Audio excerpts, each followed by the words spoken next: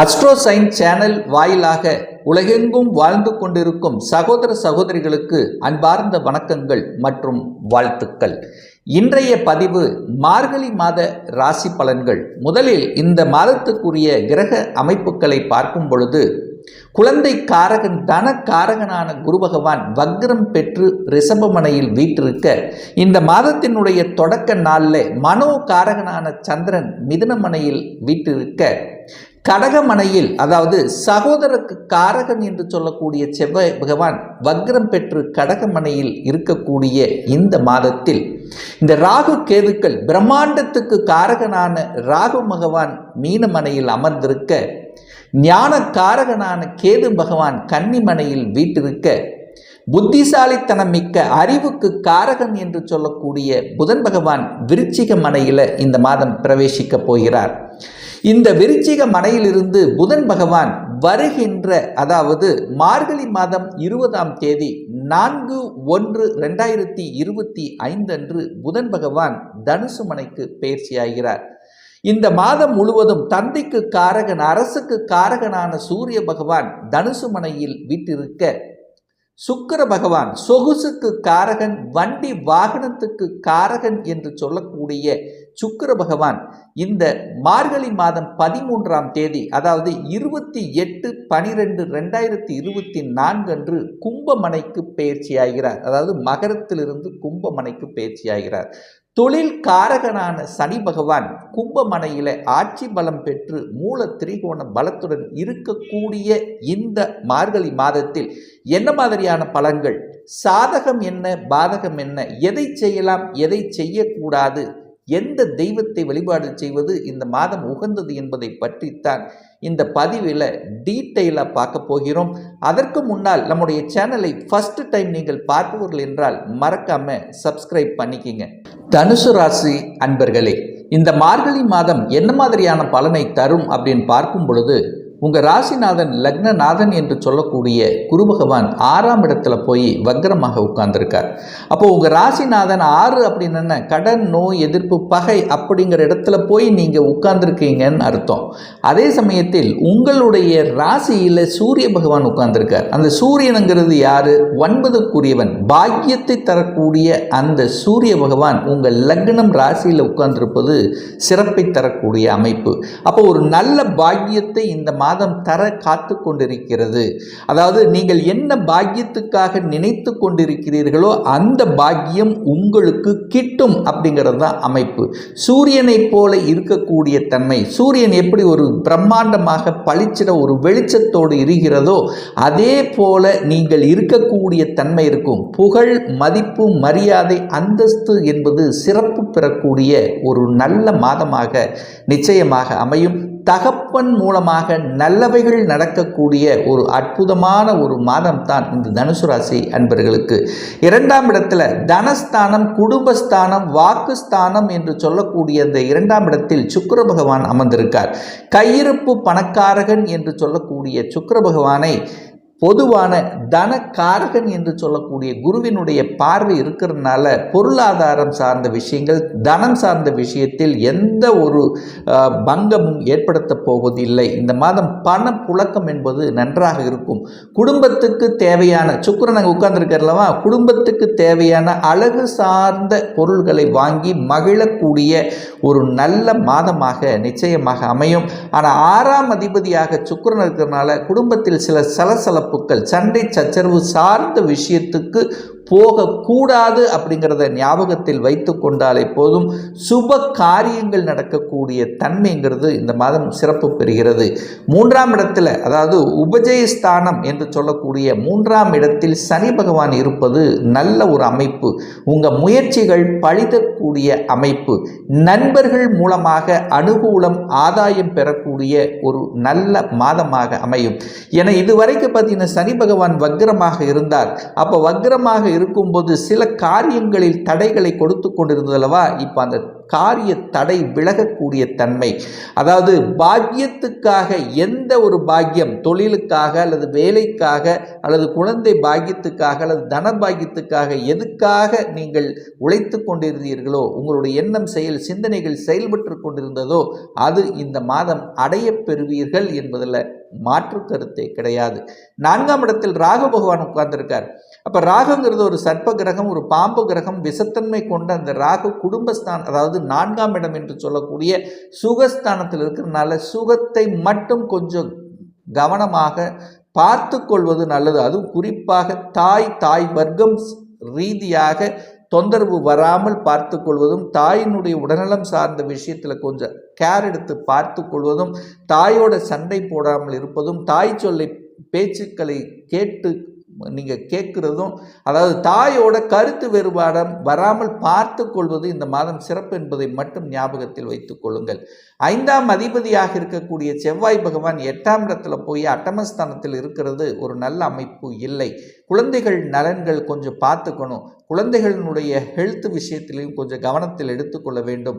குழந்தைகள் சின்ன விஷயத்தில் கொஞ்சம் கோபம் ஆக்ரோஷம் படக்கூடிய தன்மைங்கிறது இருக்கிறது. காதலில் இருக்கக்கூடிய இந்த தனுசு ராசி என்பவர்கள் கொஞ்சம் கவனமாக இருக்கணும். ஏன்னா 5க்குரியவன் 8ல் போய் மறைஞ்சிருக்கார். அப்போ 5க்குரியவன் 8ல் போய் மறைவது நல்லதா அப்படின்னா நல்லது இல்லைத்தான் அப்படின்னு நான் சொல்லுவேன். ஆனால் அதே சமயத்தில் பார்த்தீங்கன்னா அந்த செவ்வாய் வக்ரமாக இருந்து சுக்கிரனோட பார்வை இருக்கிறதுனால கொஞ்சம் அந்த பேச்சு சார்ந்த விஷயத்தில் கொஞ்சம் கடுசாகாமல் கொஞ்சம் அன்பாக அரவணைப்போடு நடந்து கொள்வது சிறப்புங்கிறத ஞாபகத்தில் வைத்து கொள்ளுங்கள். 6ஆம் இடத்தில் குரு பகவான் இருக்கார். கடன் கிடைக்குமா? நிச்சயமாக கடன் கிடைக்கும். யாருக்கெல்லாம் வங்கியில் கடனை அப்ளை பண்ணி காத்து கொண்டிருக்கிறீர்களோ அவர் கடன் கிடைக்கும். அதாவது நீங்கள் போய் கடனுங்கிற விஷயத்தில் உட்கார்ந்துருக்கீங்க, அப்போது கேட்ட இடத்துல கடன் கிடைக்கும். அதில் எந்த மாற்று கருத்து இல்லை. ஆனால் கடன் தன்னுடைய கெப்பாசிட்டிக்கு மேலே போகக்கூடாது அப்படிங்கிறத ஆழமாக மனதில் பதிய வைத்துக் கொள்ளுங்கள். எதிர்ப்பு சார்ந்த விஷயங்கள், நோய் சார்ந்த விஷயங்கள் சில தொந்தரவுகளை கொடுக்கும். ஏன்னா நீங்கள் போய் 6ஆம் இடத்தில் உட்கார்ந்துருக்கிறீங்களா, ஹெல்த்தில் சின்ன ட்ரபிளை கொடுக்கும். வயிறு சம்பந்தப்பட்ட தொந்தரவுகள், ஜீரணம் சம்பந்தப்பட்ட குறைபாடுகள், இதெல்லாமே சின்ன தொந்தரவு கொடுக்கும். பெரிய பாதிப்பை ஏற்படுத்தும்னா இல்லை. ஒரு சிலருக்கு எதிர்ப்பாளர்களோடு சேர்ந்து அவர்களோடவே டிராவல் பண்ணக்கூடிய தன்மை கொஞ்சம் அழுத்தம் ப்ரெஷரை கொடுக்கும். ஆனால் சமாளிக்கக்கூடிய ஆற்றலையும் உங்களுக்கு நிச்சயமாக ஏற்படுத்தும். சந்திரன் பகவான், அதாவது இந்த மாதத்தினுடைய தொடக்கத்தில் 8ஆம் அதிபதி 7ஆம் இடத்தில் இருக்கின்ற காரணத்தால் நீங்கள் என்ன கொஞ்சம் அந்த மனம் சார்ந்த விஷயத்தில் மட்டும் ஒரு முடிவு எடுக்கிறதுல கொஞ்சம் யோசித்து இது சரியா தவறா அப்படிங்கிறத யோசிக்கணுங்கிறத ஞாபகத்தில் வைத்து கொள்ளுங்கள். திருமணம் சார்ந்த சுப காரியங்கள் நடக்குமா அப்படின்னா 7ஆம் அதிபதி 12ல் போய் மறைஞ்சிருக்கார். ஆனால் இனி வரக்கூடிய 20/4/2020, அதாவது 20 மார்கழி மாதம் 20/4/1/2025 அன்று புதன் பகவான் தனுசு ராசிக்கு பயிற்சியாகிறார். அப்போ இதுவரைக்கும் 12ஆம் இடத்துல மறைந்து இருந்த அந்த புதன் பகவான் இப்போ லக்னத்தில் அமர்ந்து கொண்டு திக்பலத்தோட வலிமையாக இருக்க போகிறார். நல்ல அறிவு, நல்ல புத்திசாலித்தனத்தை கொடுக்கும். சமயோகித புத்தியை தரும். அது சூரியனோடு சேர்ந்து அமரப்போகிறார்.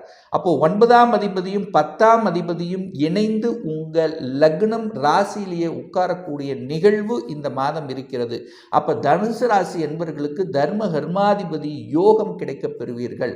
நல்ல வேலை கிடைக்க போகிறது. வேலையில் ப்ரமோஷன் கிடைக்கக்கூடிய தன்மை.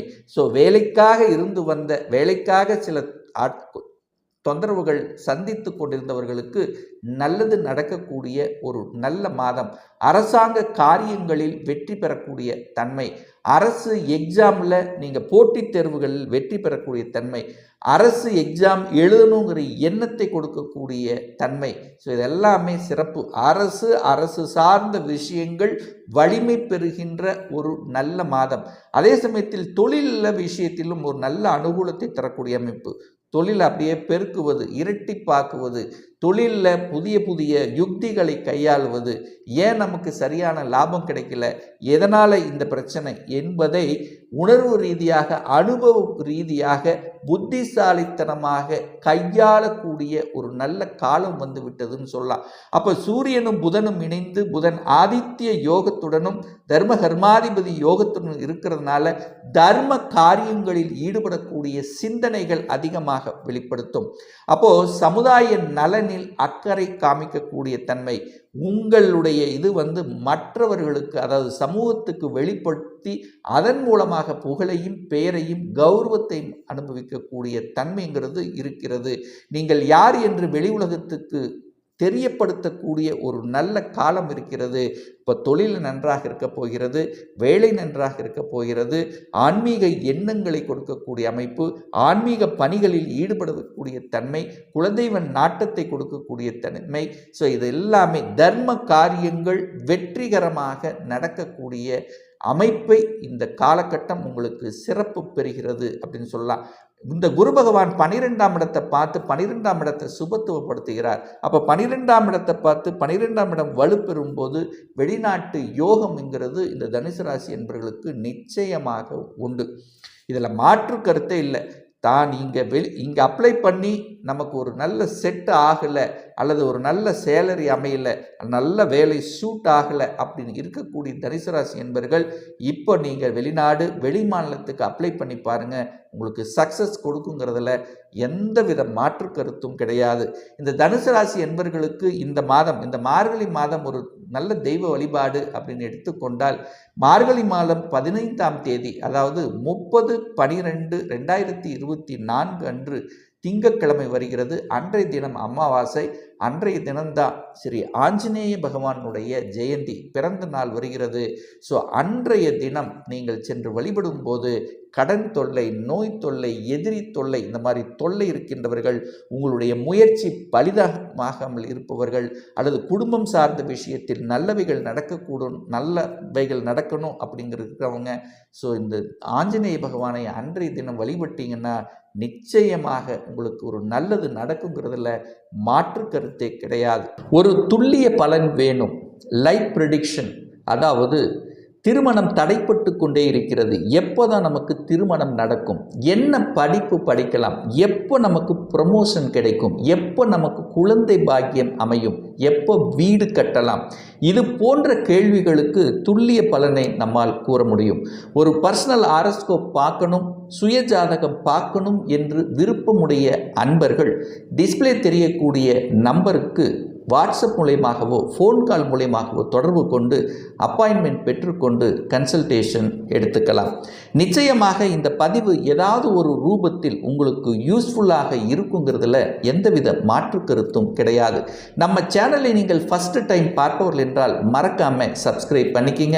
பக்கத்தில் இருக்கக்கூடிய பெல் பட்டன் மற்றும் ஆல் நோட்டிஃபிகேஷனை கிளிக் பண்ணும்போது நான் போடக்கூடிய அடுத்தடுத்த பதிவுகள் உங்களுடைய நோட்டிஃபிகேஷனில் வந்து சேரும்.